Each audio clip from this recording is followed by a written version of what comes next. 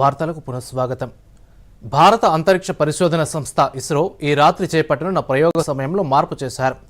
ఈ రాత్రి 9:58 శ్రీహరికోట అంతరిక్ష కేంద్రం నుంచి PSLV C-60 వాహక నౌక ద్వారా స్పేడెక్స్ ప్రయోగం చేపట్టవలసి ఉండగా దీనిని రాత్రి 10:15 చేపడుతున్నట్టు ఇస్రో చైర్మన్ ఎస్ సోమనాథ్ తెలిపారు.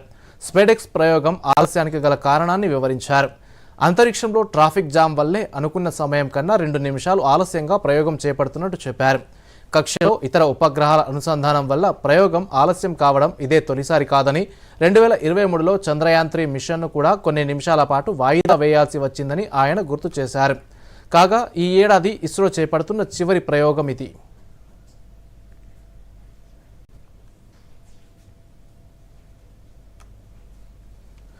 రోదసి పరిశోధనల్లో తదుపరి అధ్యాయంలోకి అడుగుపెట్టేందుకు భారత అంతరిక్ష పరిశోధన సంస్థ సమాయత్తమైంది.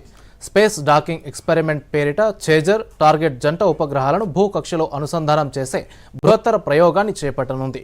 సతీష్ ధావన్ స్పేస్ సెంటర్లోని మొదటి ప్రయోగ వేదిక నుంచి PSLV C-60 నింగిలోకి రాత్రి 10 గంటలకు దూసుకెళ్లనుంది. దీనికి సంబంధించి మరిన్ని వివరాలు చూద్దాం.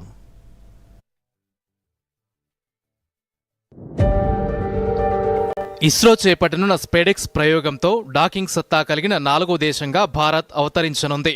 స్పేడెక్స్ ప్రయోగం ద్వారా చేజర్, టార్గెట్ ఉపగ్రహాలను PSLV C-60 ప్రవేశపెట్టనుంది. ఈ 2 ఉపగ్రహాల బరువు 440 కిలోలు. అయితే చేజర్, టార్గెట్ ఉపగ్రహాలను విడివిడిగా ప్రయోగిస్తారు. ఒకే వాహక నౌకలో ఇవి పయనమవుతాయి. అంతరిక్షంలోకి చేరాక 2 ఉపగ్రహాల మధ్య వేగం పరంగా కొంత వైరుధ్యం ఉండేలా చూస్తారు. ఫలితంగా కక్షలో పరిభ్రమించేటప్పుడు రెండింటి మధ్య దూరం పెరగడం మొదలవుతుంది.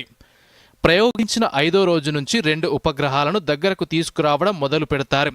వాటిలోని వ్యవస్థలను పరీక్షించాక నిర్దేశిత రోజున డాకింగ్ చేస్తారు.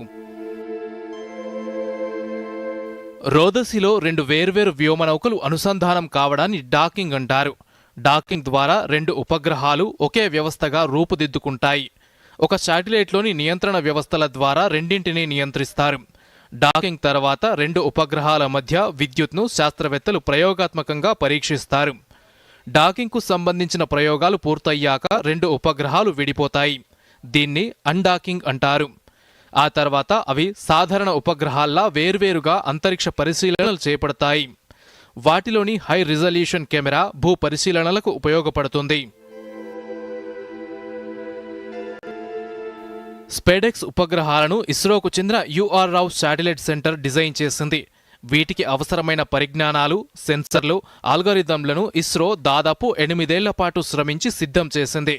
ఈ 2 ఉపగ్రహాలు 2 ఏళ్ల పాటు పనిచేస్తాయి. భారత్ నిర్మించనున్న సొంత అంతరిక్ష కేంద్రానికి స్పేడెక్స్ ప్రయోగం తొలి అడుగు కానుంది. రోదసిలో భిన్న వ్యోమనౌకల మధ్య వ్యోమగాములు, సరుకులను మార్పిడి చేసుకోవడానికి డాకింగ్ పరిజ్ఞానం వీలు కల్పిస్తుంది. భారత్ చేపట్టబోయే మానవ సహిత అంతరిక్ష యాత్ర గగన్యాన్కు ఇది ఉపయోగపడుతుంది.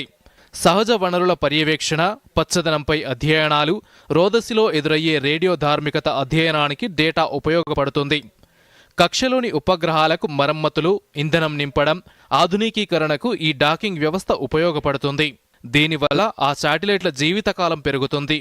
భవిష్యత్లో మరింత పెద్ద వ్యవస్థలతో డాకింగ్ ప్రయోగాలను ఇస్రో చేపట్టనుంది.